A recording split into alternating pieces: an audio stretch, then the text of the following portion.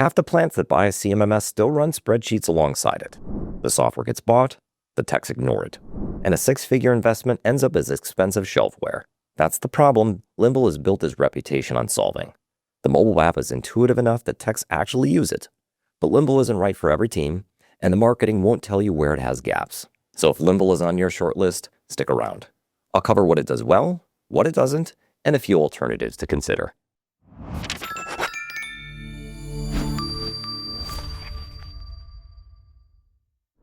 So who is Limble built for? In my experience, it lands well with mid-market teams in manufacturing, facilities, food and beverage, fleet, and healthcare. Usually up to 500 employees, though, it scales to enterprises.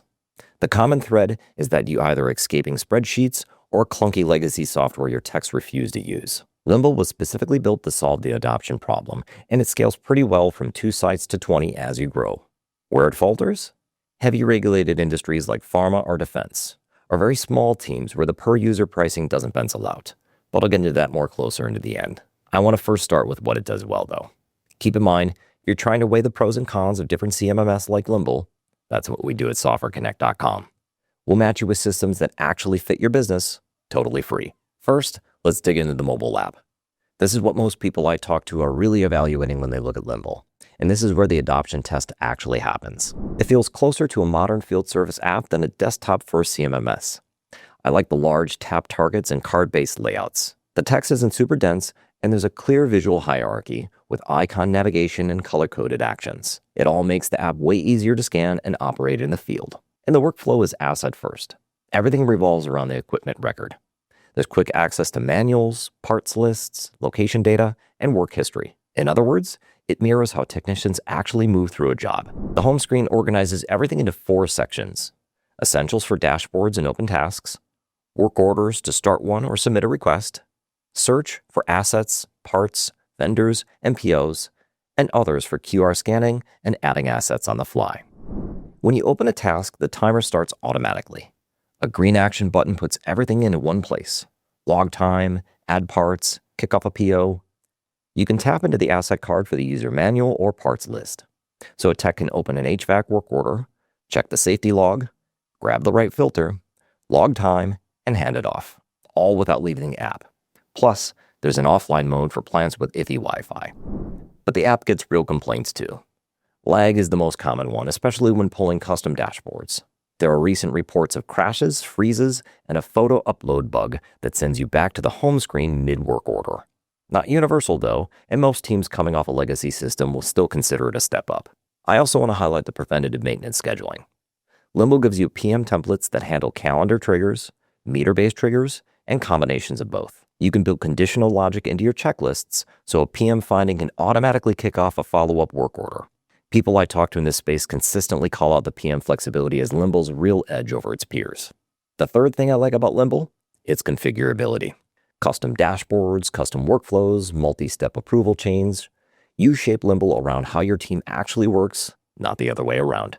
This matters more than people realize when you're trying to get a real maintenance program off the ground. So where does Limble fall short? First, key features get gated to Premium Plus or Enterprise. Meter-based scheduling, parts inventory, multi-location tools and reporting. You'll hit upgrade walls faster than marketing implies, so budget for the tier that you'll actually need. And OEE and sensor connectivity cost extra. ERP and IoT sensor integration don't kick in until Premium Plus. And even then, additional costs can apply. So if you want condition-based maintenance, plan for the upgrade and the extra spend on top. Another common gripe I hear? Reporting hits a ceiling. You get MTTR, MTBF, and downtime by asset out of the box, but power users want more, especially around inventory movement and cross-asset trends. And then there's pricing. The per-user model gets expensive fast, especially when you've got requesters and occasional users who barely touch the system. The minimum seat requirement can also make it hard on smaller maintenance teams. Limble's current published rates start at $28 per user per month for standard. So who should look elsewhere? For shop floor mobile experience in manufacturing, MaintainX is worth comparing head-to-head. For heavy regulated industries like pharma or medical device, eMaint has more depth. For AI-driven predictive maintenance with bundled sensor hardware, Traction. And if Limble's pricing is too steep for a small team, Upkeep or Coast. Okay, final take. Limble's mobile app, the PM flexibility, and configurability, these are genuinely impressive. Your techs will have no problem adopting this software, but it's not the right fit for everyone.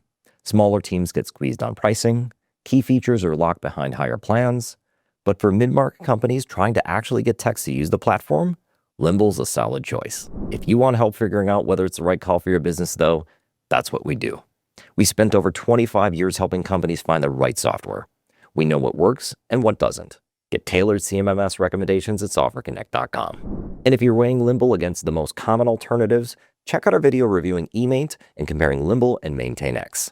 If this video helped, give it a like and tell me in the comments which CMMS are you leaning towards. Thanks for watching. I'll see you next time.